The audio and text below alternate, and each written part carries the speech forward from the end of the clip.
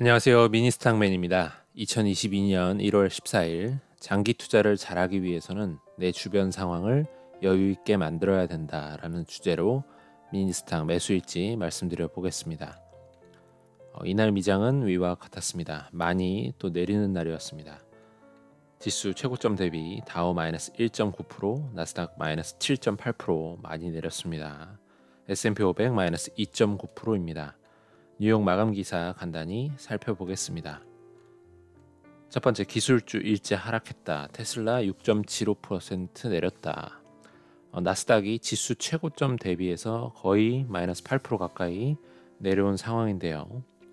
지난해에는 마이너스 10%대가 연중 딱 한 번 나왔습니다. 3월이었나 4월이었나 그랬는데 거의 그때 수준으로 흘러내린 상황입니다.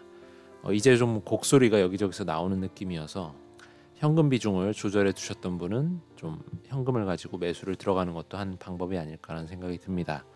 이날은 딱히 장기 국채 금리도 진정이 되고 좀 내려가는 모습이었는데도 불구하고 큰 악재 없이 기술주들이 이유 없이 정말 무너지는 모습을 보였습니다. 그만큼 시장이 현재 앞두고 있는 금리 인상이나 양적 긴축 시나리오에 대해 불안해하고 있다는 그런 반증인 것 같습니다. 두 번째, 증시 변동성 더 커질 것, 기술주 조절 가능성 있다. 기사를 보시면 전문가들이 앞으로 나스닥 기술주들이 조정이 심할 수가 있다. 그러니까 던질 사람은 던져라는 뉘앙스를 주고 있습니다. 하지만 저는 타이밍을 재려고 하지 않고 규모는 적지만 기업의 주인이 되었다는 생각으로 동행을 하고 싶기 때문에 정말 저는 제가 갖고 있는 주식들, 애플, AMD, 엔비디아, 코카콜라 이런 주식들의 주인이 되고 싶어요. 그래서 계속 동행하려고 합니다. 팔지 않고 사던 대로 계속 모아갈 생각입니다. 세 번째, 경제 재개 수혜주 강세, 아메리카항공 4.54% 상승했다. 최근의 흐름은 전통적인 가치주로 대변되는 종목들, 그런 것들이 좀 상승을 보여주는 모습을 보여줍니다. 방어력이 되게 좋죠. 지금은. 그래서 이날도 마찬가지였고요. 보잉, 캐터필러, 월마트 같은 것들 모두 상승을 보여주었습니다. 이 보잉, 캐터필러, 월마트 모두 공교롭게도 제가 작년 말에 포트폴리오 한 종목이 27개 정도 됐는데 그걸 12개로 줄이는 그 시기에 모두 다 쳐냈던 종목들입니다. 좀 안타까운 생각도 있지만 하지만 이 종목들이 그동안 그간에 빠진 정도를 고려하자면 아마 들고 계신 분들은 아직도 부족하다, 양에 안 찬다라고 생각이 드실 수도 있을 것 같습니다. 그만큼 좀 더 아직 더 올라줘야 된다라고 보고 있습니다. 어쨌든 오늘도 룰대로 매수하였습니다. 총 평가액 5,060만 원 좀 넘어가고 있습니다. 계속 사고 있는데 주가가 빠지면서 계속 흘러내립니다. 하지만 꾸준히 변함없이 매수하겠습니다. 금일 주문 내역은 포드 2만원, 애플 3만원, 알파벳 5만원, 메타 3만원, AMD 4만원, 엔비디아 10만원, 블록 20만원, 유니티 8만원, 총 55만원 매수했습니다. 오늘은 장기 투자를 하기 위해서는 어떤 상태에 놓이는 것이 좋은가에 대해서 고민을 한번 해봤습니다. 최근에 장이 안 좋다 보니까 장기 투자를 한다는 것이 참 어렵다라는 걸 다시 느낍니다. 내 돈이, 내가 갖고 있는 돈이, 소중한 돈이 삭제가 되는 거, 돈 복사가 아니라 돈 삭제가 되는 건 참 기분이 나쁜 일입니다. 사람을 불안하게 만들죠. 게다가 떨어지는 장에서 더 산다는 것의 의미는 사자마자 돈이 없어지는 걸 보게 됩니다.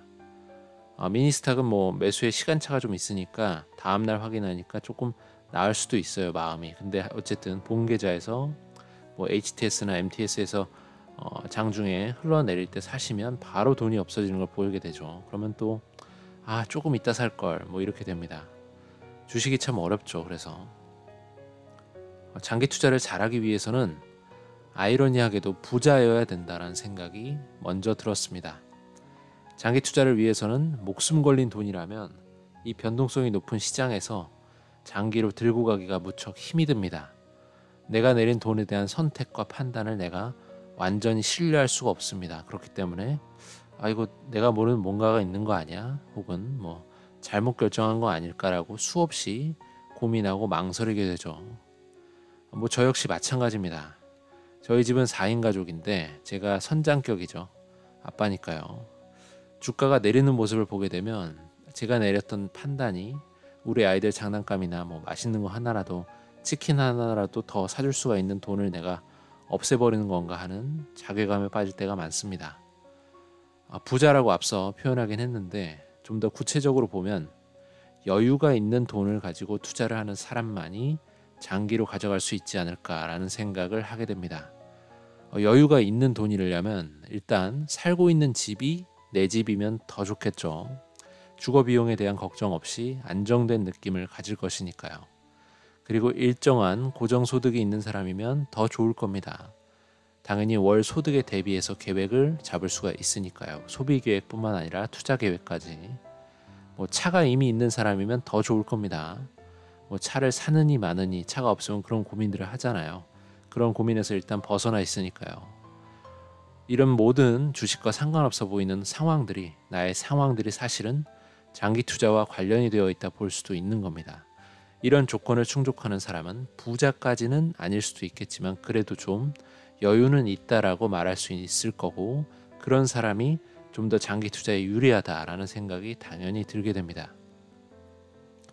그렇다면 나는 부자도 아니고 집도 없고 고정소득도 없고 차도 없는데, 다시 말해서 생활에 여유가 없는데 장기 투자를 마음만 갖고 할 수 있을까요? 저는 대부분 하기가 좀 어려울 거다라고 생각이 듭니다. 분명히 흔들리는 순간이 오실 것이고, 그럼 열의 9은 정말 던지게 됩니다. 이 주식에 투자된 자금으로, 이 적은 내 돈으로 인생을 바꾸려고 하다 보니까 마음이 힘들어지고 수익률에 집착하게 되고 장기적인 시각으로 보지 못하게 됩니다. 메리츠 자산운용 존리 대표님이 그렇게 얘기하시는 게 있죠. 기업과 동행하라, 기업의 주인이 되라, 마켓 타이밍 재지 마라, 항상 투자되어 있어라 라고 강조하시는데, 이것이 인생을 바꾸려다 하다 보니까 이런 말씀들을 지키는 것이 어려워집니다. 또 한편으로는 사실 반대로 생각해 보면 내가 갖춰진 것이 없다 보니까, 준비가 잘 안 된 상황이다 보니까 단기간에 이렇게 마음을 먹을 수밖에 없는 것이 아닌가라는 생각도 당연히 들게 됩니다. 당장 내가 결혼을 해야 되고 집도 사야 되고 차도 갖고 싶고 한데 주식으로 벌어서 해야지 마음을 먹다 보니까 이게 쉽지가 않다는 거죠. 그러니까 반대로 오히려 집도 있고 차도 있고 여유가 있는 사람은 더 멀리 보게 되고 안달복달하지 않게 되는 거죠. 부익부 빈익빈은 바로 이 멘탈 관리, 장기 투자에서도 작용이 된다고 볼 수 있습니다. 좀 우울할 수 있는데요. 어쨌든 그런 상황인 거죠. 다시 돌아가서 나는 부자도 아니고 집도 없고 고정소득도 없고 차도 없는데 그럼 어떻게 장기 투자를 할 수가 있을까요? 그 물음에 저는 아래와 같은 그림을 생각을 해봤습니다. 이런 그림이에요. 귀염둥이 병아리가 뿅 하고 알을 깨고 나왔죠. 주변 병아리들은 아직 깨고 나오지 않았습니다. 좀 특출난 녀석이죠. 성장을 했다는 겁니다. 아마도 알을 깨기 위해서 이 병아리는 엄청난 발버둥을 안에서 쳤을 겁니다. 노력을 했다는 것이죠. 그리고 알 안에 있으면 무언가 안정감을 느끼고 아마도 현상 유지를 계속하고 싶었을지도 모릅니다. 하지만 그 상태를 깨버리고 불확실한 세상으로 과감히 나온 것이죠. 불확실하고 어렵겠지만, 불안하겠지만 이 병아리처럼 엄청난 발버둥을 쳐야만 됩니다. 정말 안간힘을 써서 올라와야지만 성장할 수가 있습니다. 나에 대한 믿음을 갖고 반드시 나도 장기 투자에 여유 있는 상황으로 내 자신을 만들어내야만 합니다. 그냥 단순히 믿고 가자라는 것이 아니라 내 상황을 좋게 만드는 노력까지 같이 가야 된다는 겁니다. 왜 나는 장기 투자가 안 될까? 나는 왜 이렇게 멘탈이 약할까 고민하기보다 장기 투자에 여유 있는 내 상황으로 발버둥을 쳐서 비슷하게 만들어내야 된다는 것이죠. 이를테면 집이 없으면 집을 삽니다. 집을 사면 되죠. 대출을 받고 최대한 돈을 끌어모아 집을 사는 거죠. 주식 투자도 이때 도움이 되면 좀 좋고요. 차가 없으면 차를 사면 됩니다. 단 차가 꼭 필요한 경우에 말이죠. 고정소득이 없다면 당장 일을 하면서 잡을 구하면서 연차를 쌓아서 연봉을 올려야 됩니다. 이러한 모든 집을 사고 차를 사고 직장을 갖고 하는 이러한 모든 일상적인 발달 과업이 장기 투자를 잘하기 위한 안정감을 줄 거라는 생각을 합니다. 정말 그렇게 생각합니다. 실제로 제가 그렇게 느끼고 있고요. 오늘은 여기까지 하겠습니다. 모두 성공 투자 기원 드리고요. 좋은 하루 되셨으면 좋겠습니다. 감사합니다.